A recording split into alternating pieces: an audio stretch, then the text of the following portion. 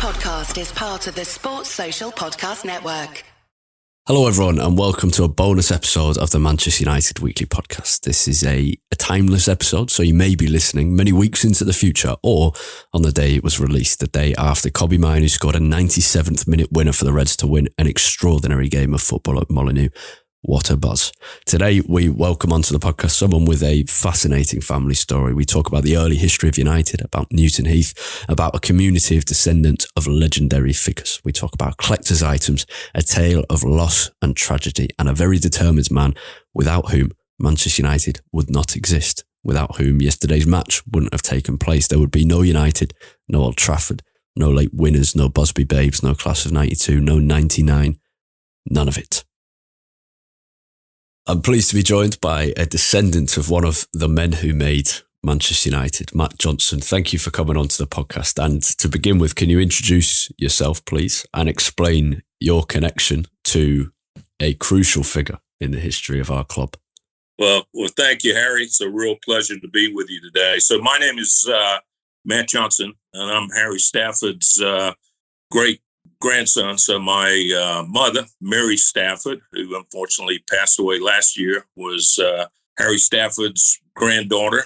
And obviously her father was Harry Stafford's son. And, I was born in Dartford, England, and, knew my grandfather, very well. And then we actually immigrated to America in 1976 and kind of grew up here in the States. But, obviously a very interesting descendant in my family. And obviously I'm a big United fan. And it's kind of exciting for me to have this legacy in my family background for sure. Yeah, it must be. And I know you're a big United fan. Shall we begin very quickly with last night's match? Because I think some games we could ignore, but it was so, when we're talking about the history of United and why it means so much, and then we're recording the day after an 18-year-old kid from the club's academy has won a game in that fashion, it would feel, it wouldn't feel right to talk without discussing it. You were saying before we started recording, you had it taped because you were out during the game. Obviously, the time difference makes it harder for fans in America or Asia. But what an incredible moment for Kobbie Mainoo. What a great moment. And, talk about a lot of emotion in that game last night. But 90 minutes plus 7 to get the win. And you're right. And, he just stroked that ball. Perfect. Unbelievable. And we're going to start with the start of the game with Rashford. What a shot. And obviously, makes up for all of the stuff. So that was exciting too. But great game. Seeing Alex Ferguson sitting there in the stand, I think he thoroughly enjoyed that. Kind of the Fergie time. But so great game. A lot of emotion back and forth. Obviously felt like we should have put it away in the first half. I believe we should have even been up 3-4-0. But hey, man, what a way to take the 3 points. And it's great to see a young academy kid be the hero of the game for sure. Yeah, you're right there. You could go back to the start of the game. There's so many different narratives. The Rashford one, Højlund scoring his first away goal in the Premier League. There's so much. McTominay carrying on his scoring form, so there's loads. But hopefully after Sunday's game against West Ham, we'll still be in a positive mood and we can talk more about it then. The reason that Kobbie Mainoo can score a goal like that for Manchester United is your great-grandfather. Can I begin with it? Did you know about your connection to Harry Stafford when you were growing up in Dartford in England? Well, so it's very interesting because, the first connection, my mother, Mary Stafford, actually wrote a letter to Manchester United in 1969, inquiring about her grandfather. And I actually still have that original letter. And I think, kind of that letter sums it up because, in that letter, Manchester United talks about Harry Stafford moving to Australia for health reasons. And, the real backstory here, and, kind of, we always say the mystery, my grandfather was basically abandoned, and this is a tough story, when he was 14 years old. Okay. And so at 14, typically, in England, my grandfather became a military guy, joined the service at 14 and was really kind of a career military guy. And, as I was younger, as a child, my grandfather never talked about his father. So, there was a lot of stuff, tough stuff there. And I certainly, understand, why he would not be talking about, his father when he got left just as a kid. But I also tell you, Harry, it's interesting that, he kept, and, we still have in the family, and I'm sure you've seen some of these, original photographs of his father. So he did, which is great. So he did keep, some of these original pictures of when he played with Manchester United, Newton Heath, which we treasure. And it was interesting when I was the first time over in Manchester, I went to the museum and actually showed him some of these pictures. And actually, in the museum, they're actually using, they made some digital copies. And actually there's a touch screen on the early years of Newton Heath, Manchester United, and they used some of those pictures. So those things are very special. But, the whole mystery of my great grandfather, there's so much from people like you have discovered about him. And there's all of the things kind of, I call it the folklore, the lost Saint Bernard dog and everything like that, which we all knew about. But there's just so much more that has come out of my great grandfather, thanks to people like you, Ian Gardner, who did, the groundbreaking book on Harry Stafford, and then, Charbel, and that's really how it kind of got me really interested on finding out more about the history of my great grandfather. Yeah. So to give the listeners a brief summary, Harry Stafford was captain of Newton Heath. Matt is wearing a cap now with the 1878, the founding year of Newton Heath, written on the front of it. Harry Stafford joins in the mid-1890s, in 1896, and prior to that had played for Crewe Alexandra, an amateur team.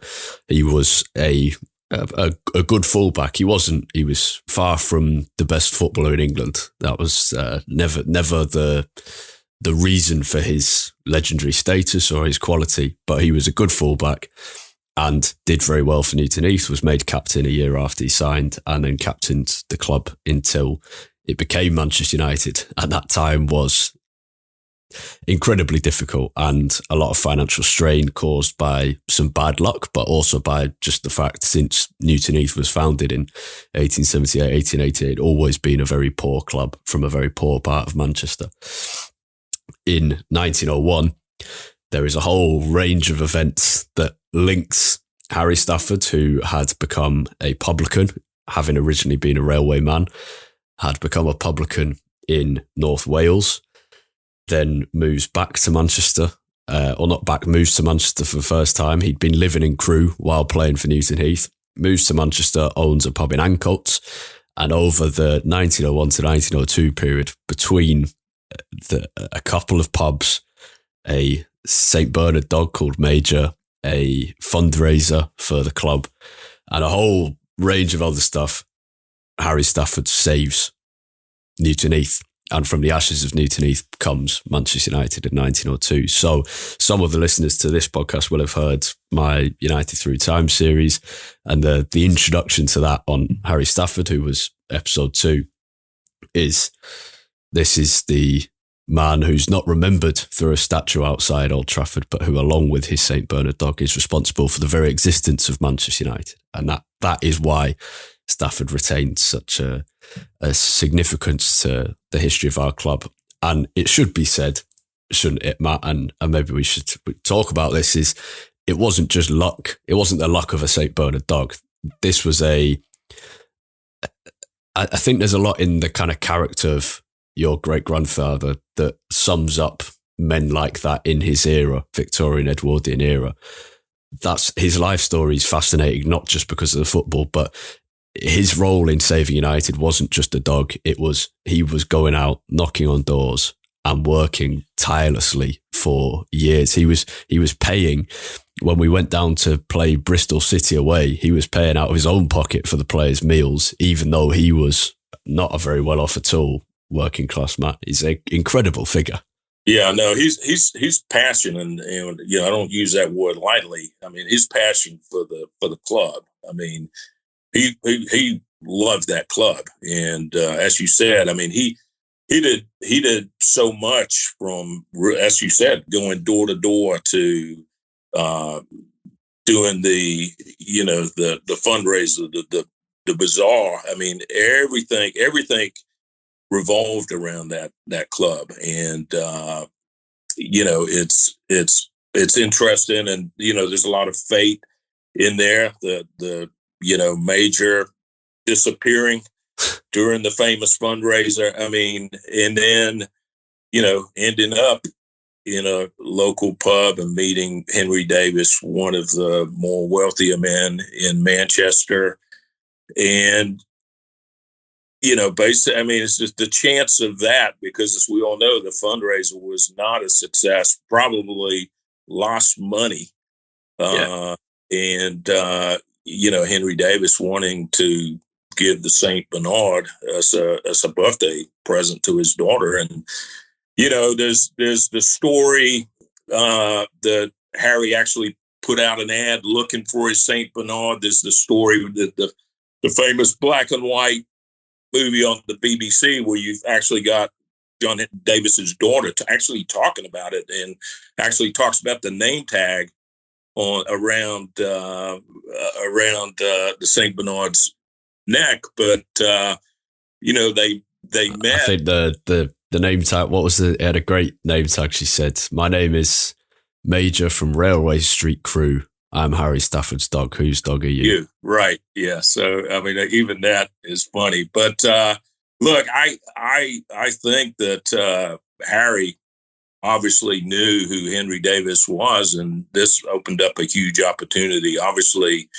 to save the club. And that dog obviously meant a lot to my great-grandfather. But, Newton Heath meant more. And I think that's the other, great story, is that, I don't call it a chance meeting, but, I think two people, and that meeting obviously did save Newton Heath from bankruptcy, no question about it. And then not just save Newton Heath, but create the conditions for one of the great global sporting institutions to be created. It's astonishing. It really is. And the other context I think listeners need to know, you've mentioned Ian Gardner's book, which is just an extraordinary piece of research that took well over 10 years to do. There are a lot of myths around Harry Stafford and the early history of Newton Heath. The dog story is not a myth, but it was one that had snowballed into, I think, something perhaps grander than it was. There was a lot of other reasons for Harry Stafford and John Henry Davies meeting. And Ian Gardner's book in 2018 was incredible and changed the history of Manchester United as a football club because of the research he did. So a lot of the story in my book, The Men Who Made Manchester United, would have a different context behind it were it not for his research. And then within Harry Stafford's life by itself, there are a lot of myths that maybe we'll get onto. But I think from an outside perspective, and you must have this as well, having kind of learnt about your great grandfather's life long after the time, it's an amazing representation of different places and different eras. This is a kind of railway man from Crewe who had a pretty unique family background already, who then had a passion for a club in a random part of North Manchester, so much so that he devoted his life to it. And then you've got the amazing story of what happens to him after, and he's living in Montreal during the Second World War. It's a story that had to be written because it illuminates so many different parts of world history. Yeah, it's kind of rags to riches, and died, basically a penniless guy up, and is buried in an unmarked grave up in Montreal, which is crazy. But I think, to your point, that whole Victorian era, where was either you had it or you didn't, and Harry worked his way up, working at the Crewe, railroad yards, swinging a sledgehammer, and worked his way out of the working class, and then was, I think he was a pretty good athlete, and I think he was, when you again kind of look at the amount of games that he played, and I was talking to somebody over there, and and obviously there's a lot more physical game back in that time and era. And, he had played over 200 games for Newton Heath, Manchester United, but he also played, I think 150 games for Crewe Alexander. So, it should be said the games he played for Newton Heath are the official games, League and the FA Cup, whereas at the time you have the Manchester Cup and the Lancashire Cup and friendlies and benefit matches. So the true tally of his appearances for United will be way above that, 350, 400, something like that. Yeah. So I think, he was pretty hardy fella, really, to play all of those games, but, became quite the celebrity in Manchester. And, for reasons unknown, it all kind of, came to an end as far as him basically leaving Manchester and kind of creating, this false narrative that he was going to Australia, and and that's, and again, our family thought he went to Australia. So it's interesting stuff. But I think that, where he went, and, and as you know, he fell on the sword for Manchester United also, with all of the, the troubles that they had on basically with the FA paying players under the table, all of this stuff. Obviously, a lot of money came in with Henry Davis, and got a lot of good players. There was a lot of stuff underneath the table, and basically Harry was the guy that took all the responsibility for the for the bad stuff that went on. And I think probably he was given the imperial right to really kind of fall on the sword.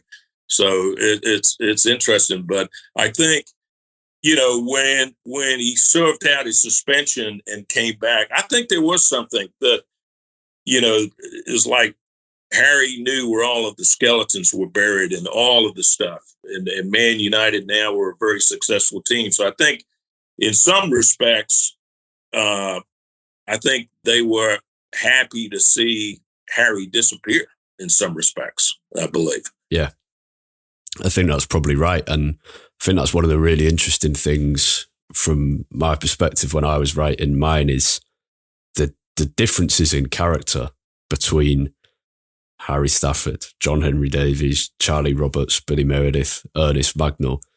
They're all individually amazing people, all with their own faults and successes. And the way that they interact and combine to create Manchester United is fascinating. And yeah, you just wonder how different history would be if even one of those wasn't there, because they all provided something. But especially Harry Stafford and John Henry Davies, very different people. John Henry Davies he was a very middle class, had a good education in central Manchester, started off as an accountant and an innkeeper, and then started investing in bars and pubs and became a very wealthy brewery owner. And so they had these links of kind of an interest in breweries and pubs and then eventually in football. But yeah, I think Ian Gardner describes them as chalk and cheese in his book, and I think that's probably right. And I think so. Yeah, you're correct that I'm sure they would have been happy to see what probably became to them a bit of an inconvenience by the end. Goal. In terms of your own interest in this story, you have a great Facebook page which shares amazing snippets from the history of Newton Heath and Manchester United. How much you enjoy? Are you kind of creating your own collection now of historical artifacts, essentially? I'm a kind of big collector of that era, and obviously fortunate that I've got some of the original stuff on Harry Stafford. But it has been fun, finding out more. I mean, it's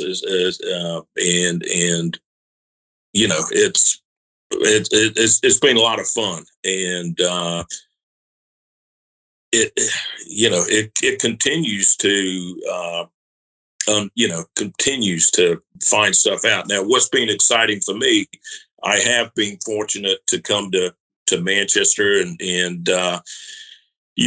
being to the museum, and actually went with a MUTV film crew with Ian Gardner. We went to Crewe, and we went to the terrace where the original house where Harry Stafford was born. For me to go up there and be in the room where Harry was born, and then went and saw the railroad works in Crewe, and then went out to Bank Street. And then here in the U.S., I've been fortunate. We can talk about, Harry came to America, ended up in Schenectady, New York, which was where American Locomotive was housed, and actually went to work for American Locomotive. They were actually on strike, so he was kind of a strike breaker, a scab, as they would call him over here. But I actually went to Schenectady, and American Locomotive, almost like the Crew Works, is basically there's just very few pieces of it left now. It's all being demolished, but it's kind of fun. I picked up like an original brick that was laying on this construction site from American Locomotive. So again, kind of brought a piece back from Schenectady. So as a relative, I've been really kind of living Harry's story, being able to go to these places, going to see these places. And probably one of the neatest things I got to do was, stand on the steps at Manchester City Hall where, Harry stood with Charlie Roberts, holding, the FA Cup in 1909. So to be able to really kind of trace in the footsteps of my great-grandfather has been really special. And, my youngest son, Taylor, he's also, been on multiple trips over there to Manchester. So I also feel confident that I've got another family member that will continue to tell this story. So yeah, it's been, the whole legacy has really been fun. And it's unusual that you find out more about the story the older you get, right? I mean, it's like I said, still probably things to find out about my great grandfather. I think I love the fact that you and others are carrying it on. But I also love the fact there seems to me to be an amazing community of you now. We both know Ted Roberts, grandson of Charlie Roberts, very well. And I notice sometimes on your Facebook page, someone will comment saying, "Oh, my great-great-grandfather played for Newton Heath with your grandfather."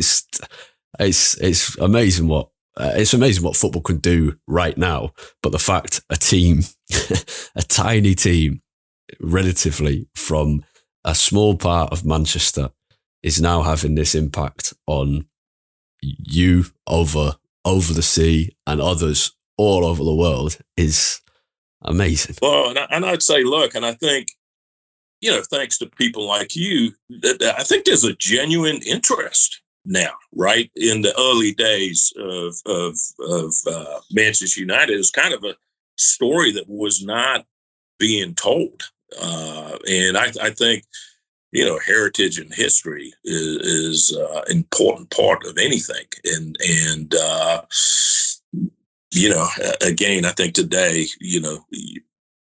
it's great now that, people can go in and search stuff and find out more, find out about your book or, whatever. And it is interesting how many people, hit my site and like it and, or find, or like you said, contact me. And it is a great community we're building. And I mean, it's amazing. Going back to the Roberts family. I mean, that's great that, here we are in 2024 and all these years later, the family, it's almost like a reunited of the family, right? Yeah. Where Ted and Bill Roberts and myself, we've had beers together over in Manchester. How about that? And it's crazy, which is very cool. There would have been a time in 1906, 1907 where Charlie Roberts would have been sat at your great-grandfather's bar in the Imperial Hotel having a beer. And the fact that you and Ted have now done the same is, as someone who, because while I was writing my book, you would have had this when you're kind of tracing the footsteps. You feel immersed in these people's lives, and it all feels so real, and you feel like you get to know them. So to know that you and Ted are kind of doing the same thing 100 years on it's pretty beautiful to me. And it's lovely to hear. And I do think the interest is there, and I think it also comes from, I think people are realizing how good football is at finding out more about an era. It can shed light on what life and society was like in the 1900s. It's not just about what was happening on the pitch, and your great-grandfather's a better example of that than anybody, really. Like, his contributions were not necessarily on the pitch, even though he was a very steady, very reliable fullback for 10 years. It's his character and what he did off it that made such a lasting impact. So it's wonderful.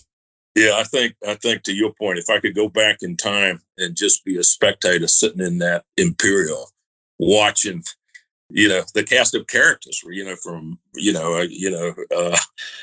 mean, it would have been quite amazing to be sitting in there and looking at, everything going on there. Because, I mean, correct me if I'm wrong, but I believe like the players union, right, was all those meetings, took place in the Imperial. And I can just imagine seeing all those people holding court in there. Yeah. It would be very interesting. Yeah. Well, this is going back to your point about people are now more interested in the early history of United. The reason I wrote the book is because everyone knows about Busby and Ferguson's eras, and everyone should know about them. They're the two defining eras of United. But I always think the argument that United's character was defined by Matt Busby is slightly off, because parts of it were, absolutely. But the men that I wrote about, including Harry Stafford and Charlie Roberts, and as you mentioned, the Players Union being founded in Manchester at the Imperial Hotel in December 1907, United's players, with the support of people like your great-grandfather and John Henry Davies, having the confidence to stay in line with their goals of kind of protecting players' rights, even while they were being banned and while they were winning the FA Cup. That's the courage of that, the success of the team from 1906 to 1911. They defined United long before Matt Busby was. Matt Busby was born in 1909, and 7 years before that, Harry Stafford was already creating the defining kind of characteristics of Man United, which is that incredible determination. This is a club that has been nearly bankrupt 3 times, almost went under on each occasion, has had its team killed in the Munich air disaster, has come back from that again. It's the thing that makes United special is that ability to recover from the very worst moments, and that was started by your great grandfather. So that's why I think that's why I was so passionate about these men, because I think they deserve credit for defining what United is long before Matt Busby. And then Busby took it, and fucking hell, did he make it special? Yeah. Now, I often think, what a great movie this would be. I mean, there's so much, from like you said, all of these characters. It really would, and I thank God, man, this would be an unbelievable, screenplay if anyone, because there's a lot of drama. I tell you, it really is interesting. And it would be helped by Harry Stafford's very bright waistcoats and his top hats. That would make any screenplay exciting. Yeah, what a character. I mean, and I've got to say this is kind of, but I wish I could really kind of go back in time and, knowing what I know today, the conversations I would have with my grandfather, and kind of ask if I, could just go back in time and say, hey, tell me about your father. And I never had that opportunity when I was a kid, because it was really, it was really that, like I said, the interest was really not there because nobody talked about it. But God, if I could, I just really wish I could. And, my mother, even mom, she would just always say, well, Dad really had a tough childhood. And that was kind of the party line. But it would have been interesting to have that conversation with my grandfather and really, find out more about the man, and I wish I could go back and ask my grandfather, but it is what it is. So now we kind of rely on putting all of the pieces of the puzzle together. Yeah, trying to guess motivations, because he was a kind of an enigma of a man. There were so many. It kind of seems to me that there were kind of two sides of him. Could be incredibly generous and determined and devoted, and yet could also leave his son behind, age 14, which is unthinkable, really. Yeah. So yes, it's interesting stuff. And look, the guy had a lot of tragedy in his life. With loss of his first wife, and then my great grandmother, Mary Stafford. As we know, we again, the changes. We actually thought that he had left Mary, but she had actually passed away. Died of alcoholism. So again, kind of a lot of tragedy followed Harry, which is also part of the story. Really sad.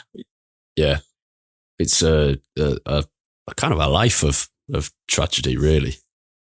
Even if you look at what he did for Newton Heath and United, he saved the club, created a new one, and yet 2 years later had to, or didn't have to, but chose to fall on his sword and then had to sever connections with it for 3 years and then leaves at its most successful period and never has no one ever thanks him. 20 years on, I read a lot of the newspapers in the 20s and 30s and 40s and 50s. You occasionally get a mention of what Harry Stafford did in saving Newton Heath, but generally it's John Henry Davies or Charlie Roberts or Billy Meredith. They're the ones who get the credit. And your great-grandfather, as you said earlier, dies effectively penniless in Montreal, having had to work well into his elderly years when he wasn't really fit enough to be able to do that. And so, mate, he goes from when he's 14, he goes into the railway works at Crewe on a very average wage. He would have to work 35 weeks to afford a coat. It's a terrible wage. And then, however many years later, has to do the same again. And yet between, he's had the most incredible life. But it starts and ends like that. As you could have a screenplay about the whole of Man United, but you could have a screenplay about Harry Stafford because it's an incredible story. Some of those photographs, and one of the earliest photographs we have of Harry, and Ian found it, but he's sitting on a brand new locomotive that was kind of built, in the Crewe works, and he's just this young kid sitting on top of the of the locomotive. And then I go back to that picture with Charlie Roberts on the steps, the FA Cup, and he's in a 3-piece suit, just looks like class, right? And he's got 3 medals on his waistcoat. I'm sure those are, players' medals. But you look at that and you go, wow. You go look from the picture from sitting on top of the train to I'm going to say like the top of the game, right? I mean, and then, we don't have any pictures in the latter part of his life. But to your point, it's the full spectrum, which is, kind of sad because you feel like he died penniless, in Montreal. It would have been tough. It would have been tough. It's like a Shakespeare play. Yeah. Yeah. Okay. I better let you get back to the rest of the day, but thank you so much for talking. I'm sure listeners will have, it's like being transported into a different world, and that's a very nice thing. So thank you for coming on the podcast. It's been a real pleasure. Again, congratulations on your new book, and it's great that we're kind of keeping the legacy of Harry Stafford out there. So thank you. It's an incredible story.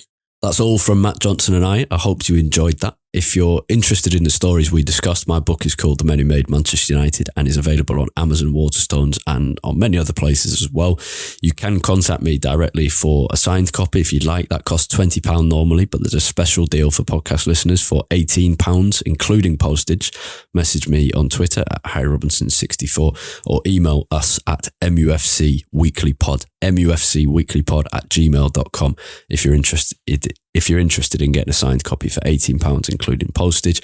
If you've bought the book already, thank you so much. And if you've enjoyed it, I'd be really grateful if you could leave a review on Amazon, because it helps massively to help more people find it and to sell more copies. And that's ultimately what we're in the game for, because it took a fucking long time to write and research and edit and everything. So selling more copies would be very nice. But yeah, if you've bought it, thank you so much. If you've not got around to reading it yet, I hope you enjoy it. We will be back with a normal episode on Monday evening or Tuesday morning next week, reacting to the game against West Ham and to this dramatic win over Wolves as well. I'll also give you some insight into the latest academy loans and transfers, including on Isaac Hansen-Aron's much debated move to Werder Bremen and a series of late loans to Football League clubs. But that is all. Thank you for listening.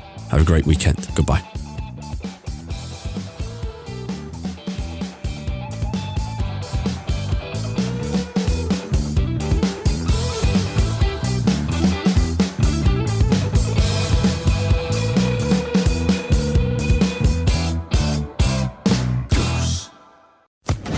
Social Podcast Network.